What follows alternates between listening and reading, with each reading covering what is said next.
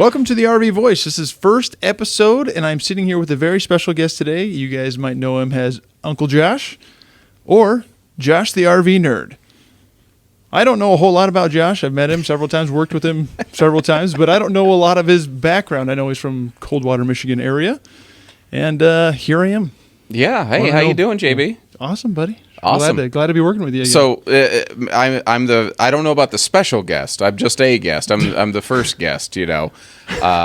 Also, my first time doing the whole I got the big microphone in my face kind of thing. Sort of fun. Yeah, it's kind of fun. It's kind of interesting to hear yourself talk. It is. You know, it's my second favorite sound. I'm not going to ask on the first one. I don't even know. I haven't made it up yet. Huh? Well, could be from your rock band back in the day. Oh, that was actually a lot of fun. Mm-hmm. That was a lot of fun back then. I knew I was never going to make money, but I did make a lot of noise, and that was a good time. It's always a good time. I was actually in one, too. Really? It's called the Plastic Explosives. I don't hate that. It was in 7th and 8th grade. We made one recording. It might still be on YouTube. Dude, if it is, we'll share links. I can't remember what the song was. It might have been Stacy's Mom or something. I hear she's got it going on. She sure does. Oh, well, shoot. Well, I don't know if you ever did a video on on your, I guess, yourself. Villain origin story. Yeah. No. It'll be a lot of me talking if you're okay with that. If you need to go mow a lawn, I could do this. I will butt in. And, Great. I'll ask questions when needed. So first off, I guess, where are you actually from? So, born and bred right there in Coldwater, Michigan, where I work out of. I didn't make it very far, but I ended up reaching pretty far, which is weird. So did my K through 12. It's 6 miles away in Quincy, Michigan. But yes, just small town boy. That's it. Just a small town boy. Yeah. Living in a lonely world. I know what you were going for. It just didn't work. Cold world. It's a little chilly up there the last time I was there. Anyway, so Coldwater, Michigan. How did you get started in the whole RV thing? Because did you see yourself being that person? So this is a funny thing. I kind of teach this to our salespeople sometimes. Nobody ever wakes up and says, I want to be an RV salesperson. But that doesn't mean it's a bad gig by any means. It was totally my whole career is an accident. All of it. The more I go through this, you're going to be you just kept tripping into the next thing and it kept going and it just kept not being bad, you know? But, no, I went to college for computer science. I've got a BS and CS, basically. And, I got out of college and I didn't want to be a network I didn't want to do that. It's just what I was good at. So it's what I went to college for, because that's what you're supposed to do when you get out of high school. You go to college, as far as I was told. And I did good at it. I just didn't like it, you know? Mm-hmm. But I thought that's what you do. You lace up your boots and you go to work and you work till you die is kind of what I thought. And that's life. Okay. And I got a job as a clerk for Yellow Transportation, the orange trucks that say yellow on them. There's a whole story there I won't bore you with. But I worked there for a few years, became a supervisor, and logistics, trucking, I found foreshadows the economy at least 6 to 9 months minimum. And that was coming into, I kind of started that in 05, 06. Then, 08 and 09, trucking got bad. And then everything got very bad. A lot of us remember that kind of phase. And it was the first time in my life I ever was just I can't do this. It's the first thing that ever just broke me down where I was I'll face a challenge just out of pig-headed stubbornness. And that one was there's too many bad decisions. I can't do this, And my dad, he married my mom, but he's always treated me right. My dad, Dave Haylett, had a local auto and RV dealership and needed a new website. And I'm I know how to make a website and I don't want to keep doing what I'm doing. Let's try that for a little bit. So I went over and I saw him, put in my 2 weeks notice and did the honorable thing leaving where I was. And that was right at the very end of 08. Very first business day, January 4th of 09, I started at Haylett RV actually as a temporary employee. I was just supposed to build us a new website. And They didn't really have a full-time slot, small town mom and pop dealership in the '09 recession era of areas. And they have very limited staffing, so it's not like it wasn't a nepotism element too. It's just I came in, I could perform a service, they could pay me a little bit to do it. Then it was just enough to get me back, to give me some time to get back to something else. I was so stressed, I was really unhealthy before that. I was like, this will just give me some time to like be healthy again. It took me about a month because I didn't know anything about the RVs. I was totally green, and as green comes into any of that, and so I started looking around the other RV dealer websites, and I was like shocked at how little information was even out there. Most of the websites then didn't even have pictures of units. Nobody had pricing. Everything was call for price and save thousands. And I'm like, no, that's not how you shop on the internet. Like a Wheels for You. Yeah. At the gas station. Yeah. I'm like, no, like, when I want to actually shop for and purchase an object, if I'm on eBay, Amazon, Walmart.com, I can see the thing and I know how much it costs. So I didn't have anybody I could model this thing after. I had to kind of start from scratch. So I made the website the way that I think I would want to shop from it. And February of '09, the new website went live. And hours after it went live, sales manager next door, because I was just wrapping up. I figured at that point my job was complete. I was pretty much done. I was just wrapping up, and he calls me over, and he goes, "Hey, can you come here for a minute?" And I'm like, "Yeah, sure, absolutely." I walk in. There's the sales manager, the finance manager, and the owner, my dad, standing there, and they tell me, "Sit down, son." I'm like, "Oh, I just got fired." But what's funny is my job was basically done anyway. But I'm like, I'm saying I've never been fired. This is. Okay, this is about to happen. All right, something's wrong. He goes, "Did you put pricing on the internet?" He doesn't sound like that, but it helps. And I was like, yeah. Is that a problem? He's like, "You don't do that. Not in this business." Okay. I mean, you write my paycheck. I'll do whatever you tell me to. I'll go fix it right now. But why? He's like, "Well, you just don't." That's not so we don't because you don't. Like, I'm not understanding this. Yeah. Like, I'm happy to do anything, but like, I'm the person who asks why, not what. It's my best and my worst quality. And I was like, okay, hold on, time out, guys. Would you humor me for 2 minutes and run you through an exercise? What do you guys like? You like cars, guns, tools, those kinds of things. They're like, yeah. Okay. So you want to shop for a new firearm? You get on a website, you find the firearm. You want to see what it looks like, right? Well, yeah. And you want to know how much it costs, right? Well, yeah. And if the website doesn't tell you how much it costs, what do? Well, I leave the website. And they go, I leave the website. I'm like, I know you do. Mind-boggling stuff. And do you buy from those people? Like, well, no. I'm like, so why would anybody buy an RV from us on the internet? What trust do they have in the first place if we won't even tell them how much it costs? And he goes, well, I don't care. Do it anyway. Take the pricing off. And I was like, all right. And my dad goes, I don't know, guys. Look around. We're not exactly blowing the doors off the place. Let's give it a shot for a month. What's the worst that happens for 1 month in February? It's not like it's a big month we're going to miss out on. Mm-hmm. Well, in January, our top guy in our little mom and pop shop in 2009 sold 3. In February, he sold 17, 14 of which came from our website. In 2009, that was some nice numbers to put up there. That's a win. That's a good number for a lot of salespeople, a lot of dealerships even today, And suddenly, I was just, they let me cook before that was even a thing, And at that point, they decided, well, okay, that worked. Now who's going to keep the website running? Okay, well, I became a part-time employee, 20 hours a week now, and I do that, and I didn't know what else I was going to do. So for a couple weeks, I was going through that. I'd been doing that 2 or 3 weeks, and we had a nice weather day on a Saturday, and this fellow calls us right before closing and says, I got to tell you, I'm not happy with you guys. I'm the boss's kid. I don't want to hear that about my family's place. So I'm like, what's going on, man? Talk to me. He's like, well, I was there. I just got out of work. I had paint on my overalls, and I think everybody was judging me.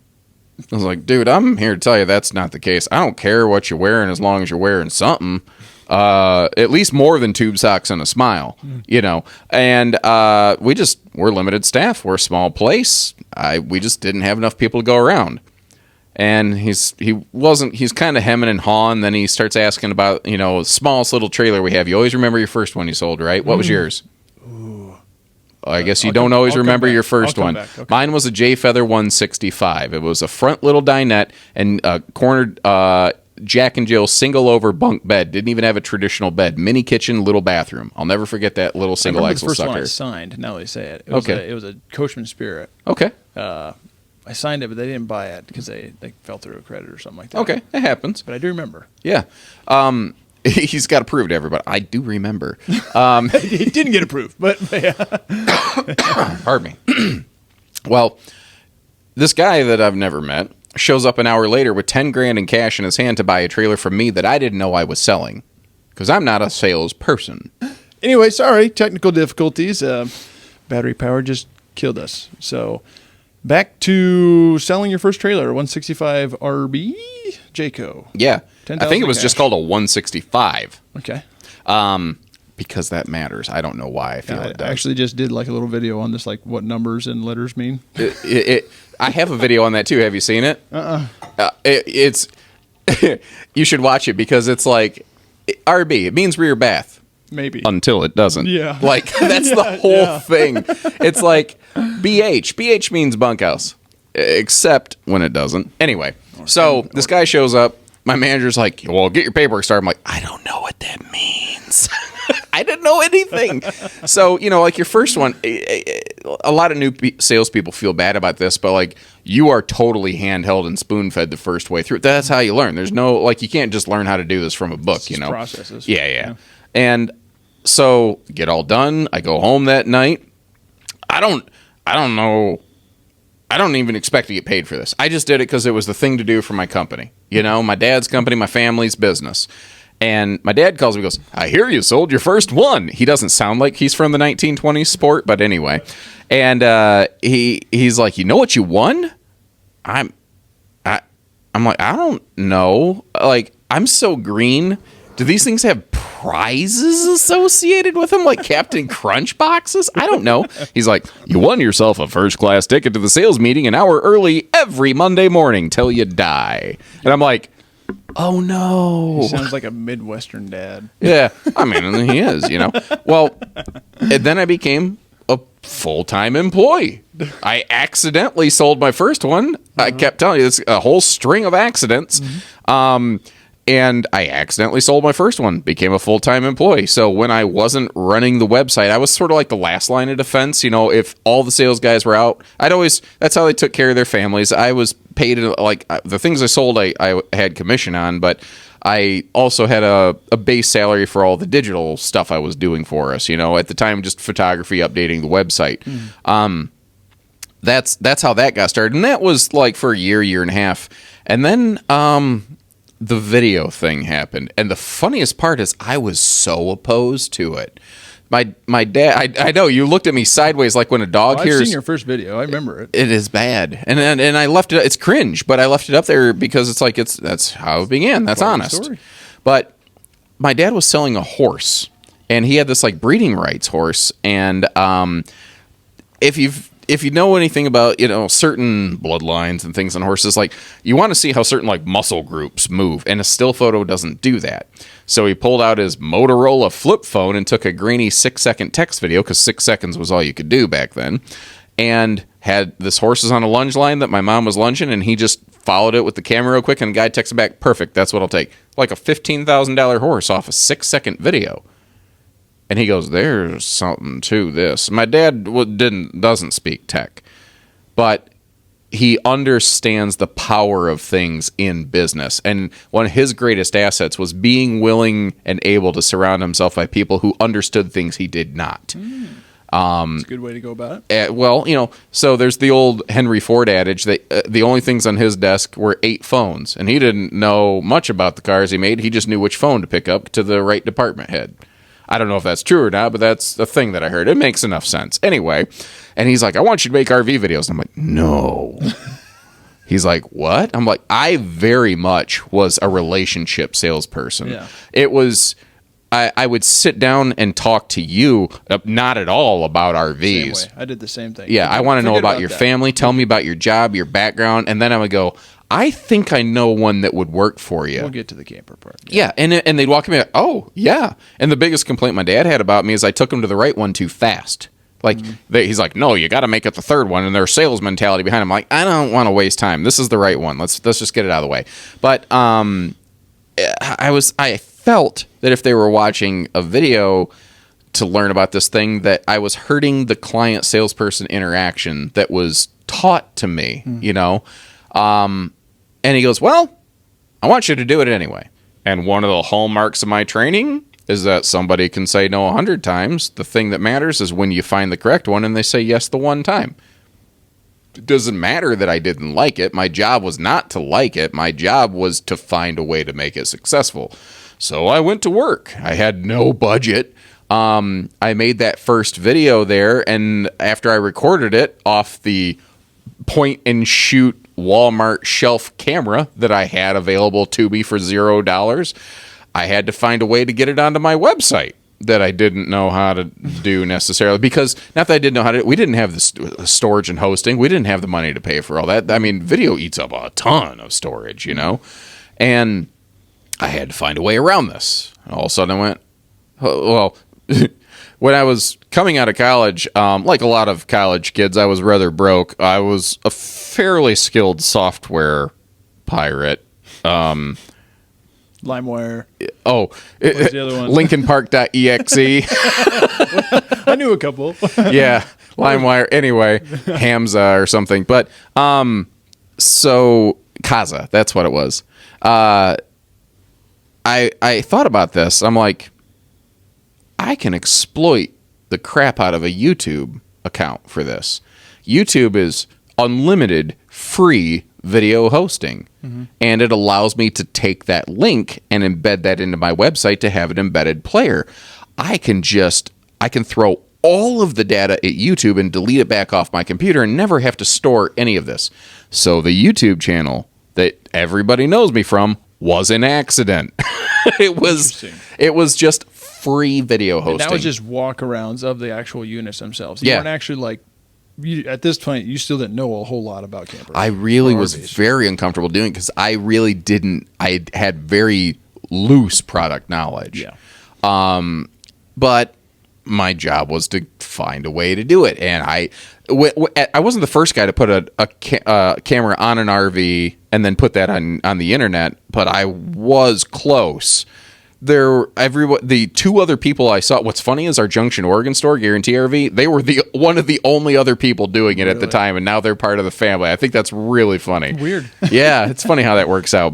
But everybody had lapel mics, and they had a camera person, and they had a host, and I had zero of that. You had Josh. I had me and a point and shoot camera and no idea what I was going to do with them. So I just started trying stuff, and I didn't know what I did, but I made a video. Okay, let's put it on the internet now, and then we put it on my website, and okay, cool, now we had this thing, and my dad goes, great, now do another one. And I'm like, oh, it's never going to end, is it, you know? So that became another part of my job. And after a while, I looked, and I had the time that I finally took note, I happened to look at the YouTube channel. It's like, subscribers, 6. I'm like, huh? Because YouTube was different back then. Oh, yeah. YouTube, What time era was this? that was 2011-ish. Okay, yeah. So YouTube, I remember YouTube like beginning of maybe late middle school, which is 09, 08. Yeah. Like it was kind of in its... Yeah, and back then, YouTube was mostly, you would host videos on it, and most of your views were external. You were hoping other websites picked your stuff up or something. I don't know. It wasn't algorithmic based like it is today. That's all new. YouTube was very different back then. And so I was like, that's weird. I'm like, no, I'm not doing this for you to follow me on YouTube. I'm doing it to be on my website. I don't care if you watch this on YouTube. Like, there wasn't even a thought process that I had because I was so distracted. I also had to sell. I also had to upkeep our website. Never even considered anything else related to it. Then I look up one day, it's like 106. I'm like, what is going on? And I start to see there's comments on these videos. I don't have time to do all that. So I even had the description set like, this is not an actively monitored channel. Please direct all inquiries through, trying to help direct everything back through our trained salespeople, you know? And then one day it finally occurred to me, these are interested people, just like a customer who comes through our website. Why am I not servicing that? So I started getting involved in the comment section, and that became a whole thing now. Like, there are some days I could easily cook 6 to 8 just legit keyboard man hours just answering YouTube comments, because it seems like most channel operators don't interact with the comment section at all. And that's baffling to me. Mm-hmm. But I'm all the way down in there, and I started noticing, like, people would ask questions. That helped me learn how to do some of this stuff, you know? That kind of got me moving along the way.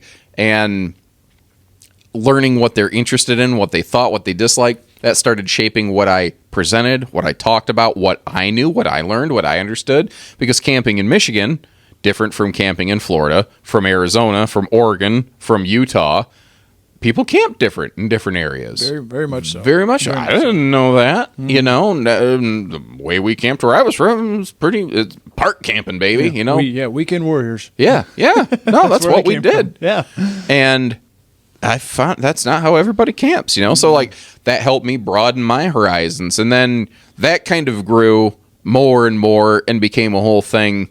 And I was, you know, still pulling the sales and videos and double duty, and then we started finding out a couple years later that other dealers were distributing our videos to their customers as though they had created the content.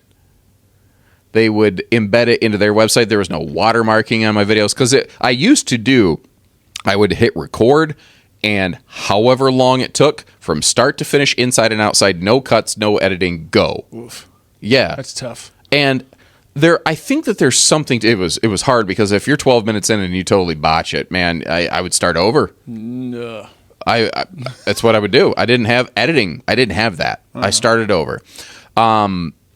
So there's also a very honest quality about it, because there's no smoke and mirrors. There's no movie magic. Mm-hmm. But trying to do things like open cabinetry and stuff, it just didn't work out, you know? Yeah. So there's stuff I didn't share. People wanted to see this stuff. Well, then I kind of was like, I was hitting a wall where what I was doing, it was hitting the limit of its capability, and other dealers start trying to use our content in a sense for their purposes.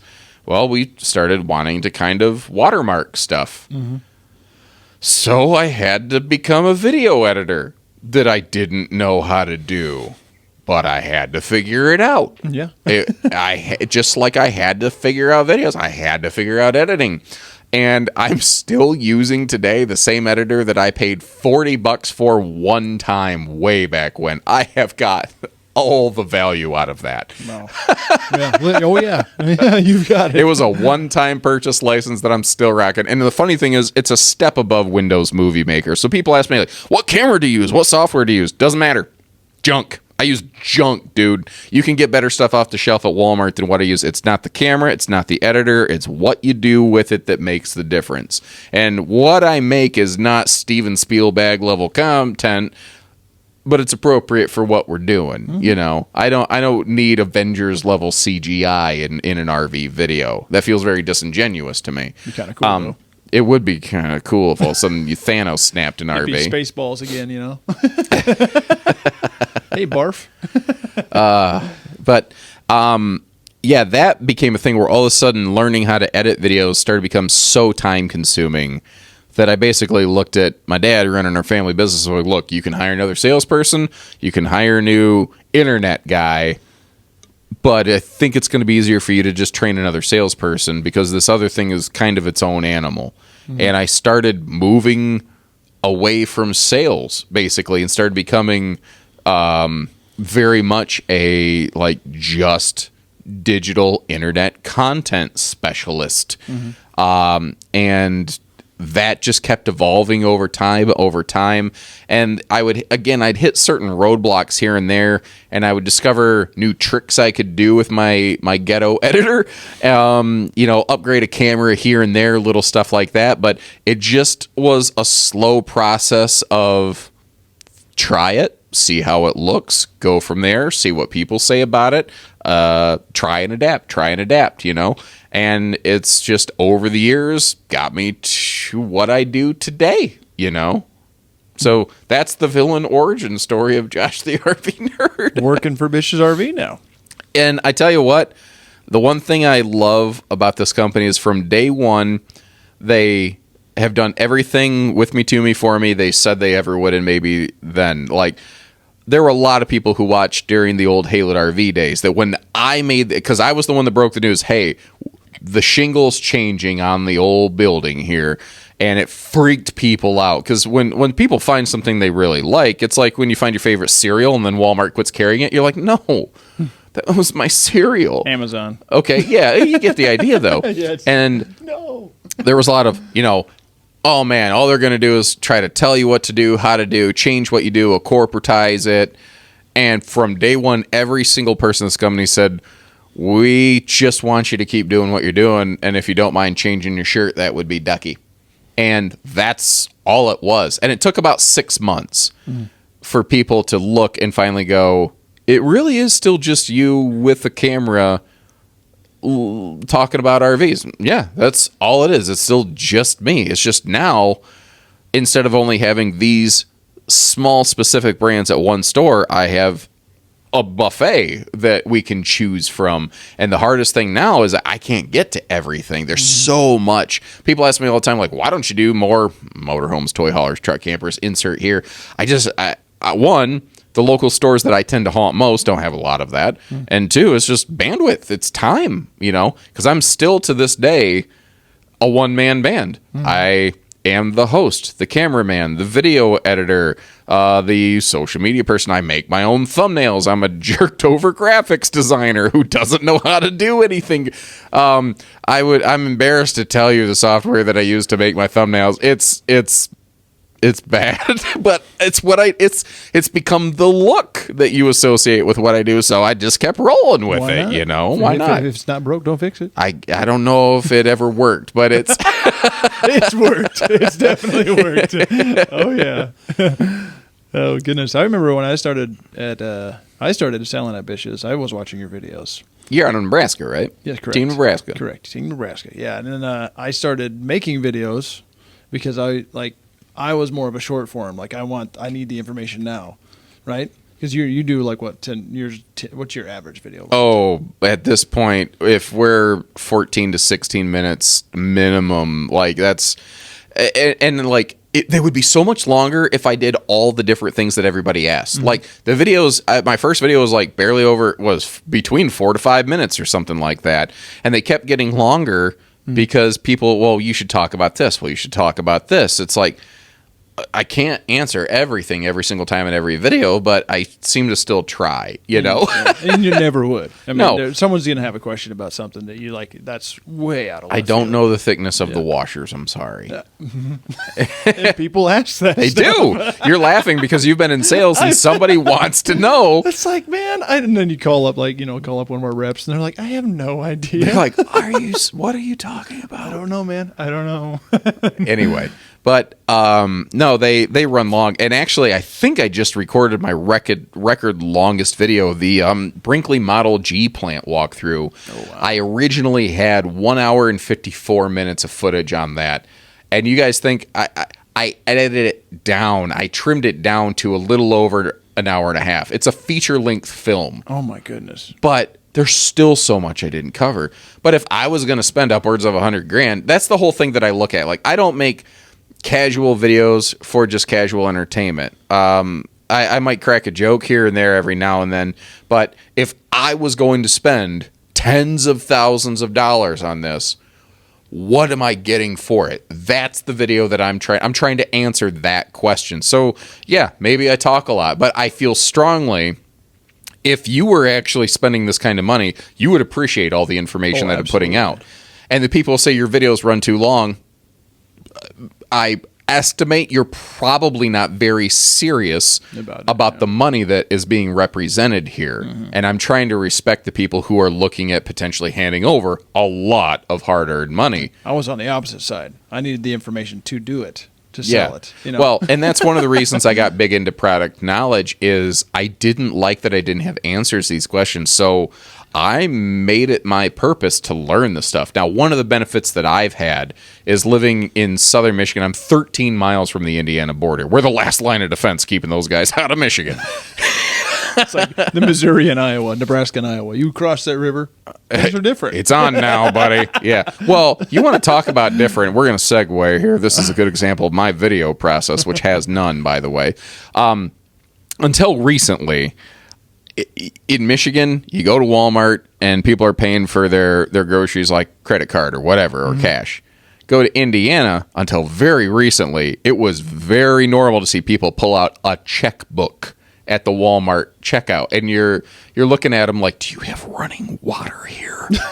Like it's a thing, and it's now everything's, and I'm not telling you my little small town like we are the future. No, we're very backward. Like our Walmart doesn't accept Apple Pay, so like it's still, it's not like it's amazing by any means, but there's definitely, it's funny how close you can be and have totally different cultures across these arbitrary lines. Oh yeah. For instance, in Canada, they teach geography. We don't do that here. Oh gosh. But no, I'm joking, obviously. But the thing is, like, I live very close to the heart of where most of this stuff is built. Accessible. I had a massive opportunity to literally physically go through almost every single production facility in Elkhart County, Indiana, where most of the stuff is made. And I have seen it from the raw chassis to the final product so many times from so many brands. And I'm telling you, even if you only do it once, whether you're a customer, a possible salesperson, take the time, make the time to go on at least one RV factory walkthrough. And it's totally different. Another thing is, I don't do it as much as I would like, kind of like the roofer with a leaky roof, but I actually camp. And it's shocking how many people do this, don't. And actually, I was talking to Chris Barth over at Ember RV, one of their founders and their lead product designer. There's really an interesting 3-step litmus test when you're like at an RV show and like talking to a salesperson or a rep specifically, or like the product manager, like how much do they really know about the things that they build every day? Because the shocking part is many of the people who make the design decisions also don't camp. That's weird. And the first one is, do you camp? Yes or no? And a lot of people go, why does that matter? Okay. Especially like you talk to a toy hauler customer. The number one question is, what are you putting in the toy hauler? Not which toy hauler do you want? A lot of times it's the Harley Davidson or something, and especially the Harley crowd. You ask them, so when you bought your Harley Davidson motorcycle, the guy that you bought it from, did he ride a motorcycle? Well, yeah, of course. Would you have bought a Harley Davidson motorcycle from a guy who doesn't ride a motorcycle at all? Well, no. Oh. Yeah. Yeah, how do they know the lifestyle? And I'm not saying you have to camp to be a legitimate bona fide salesperson. There's definitely a lifestyle element where it does help, though. So that helps. But you ask the RV rep, do you camp? Yes or no? Okay, if they camp, step 2. Do you camp in the RV that you sell? So if you're the Zinger rep, I'll just throw that. I don't know. Do you camp in a Zinger? Bonus points if you camp in the thing that you sell, or at least under your company banner. Okay. And this is the big one. Step 3, do you poop in your camper? Because do you use the RV truly? Yeah. Do you actually do the black tank shuffle? Do you actually do this stuff? And if they do all 3 of those, that's a legit person that really genuinely understands camping and RVing. And you will find the people that do all 3 of those things tend to make some of the best, most popular RVs. And the people that don't are not always, often in the brands that are not as successful because I don't know that they resonate and they work for people as well. So that's an interesting 1, 2, 3 test that you'll never find in a book or in an internet guide that, we kind of worked out with the Ember folks. It's a good one, though. I mean, really. It sounds funny, but really think about it. That's real. That's real talk. That's real camping right there. And everyone wants to not talk about, we don't talk about the poop stuff. That's part of camping. Yeah. That's part of it. We all do it. There's even a book. Everybody poops. Yeah. That's one reason why you should buy a camper, because I have a video about that. I'm out in the woods.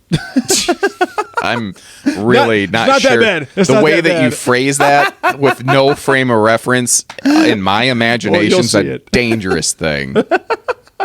Is that on the JB OnlyFans or? It's coming down the pipeline. Oh no! Awesome. Oh yeah, but well, cool. I think, does that kind of wrap it up, the origin story? I think I've talked enough about it for sure. I've talked enough about myself. Yeah. Well, cool. So Coldwater, Michigan, you stumbled into video making. You stumbled into Bish's. Bish's stumbled upon you, I guess. And here we are. I think it was. There's some weird parallels there too. So like the company, the family-owned company that I came from, founded in '89. Something people don't think about with Bish's RV, also family-owned and operated, founded in '89. The accounting software that my family's dealership used, Bish's uses. The website we used, Bish's uses. Like everything was just a direct parallel, perfect, weird hand and glove kind of fit. Not an OJ hand and glove, but a hand and glove kind of fit. R.I.P. Ish, maybe. Goodness gracious. But the that all the parallels there were really weird, and I think that's why this has worked. But something people I think forget about is like everyone loves to root for the underdog. People love the local mom and pop stores. But what if that store grows and becomes multi-stored and becomes successful, but they're still family owned? People, I think, sometimes have the impression because we're a multi-store organization that we're part of the big corporate now. Yeah, we're a corporation, but like we're still a family-owned outfit, but we were successful. Does that make us bad guys necessarily? And I don't know that everyone necessarily understands that. We're not a publicly traded, owned by the board of directors. We were just the little engine that could and did. Pizza Hut started off as one building. Now they're not. You know, that doesn't make Pizza Hut bad people. Walmart.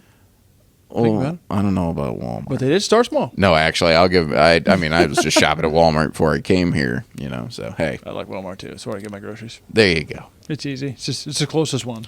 Now, you don't have, we're going to go on another segue here. You don't have Meijer over here, do you? You don't even know what that is, do We you? got Fred Meyer. Okay, that's not at all the same.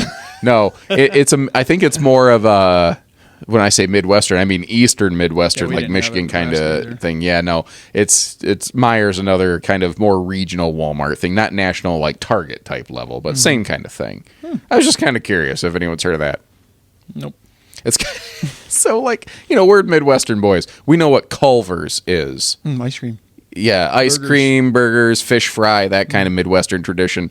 I was over here, and one of our marketing team members goes, I'm going to take you to this place. Have you ever heard of Culver's? Is it here? And I don't know where we were. I think we were in Utah. I'm like, yeah, bro, I know cheese curds, all right? I come from the land of cheese curds and ranch. Don't even try.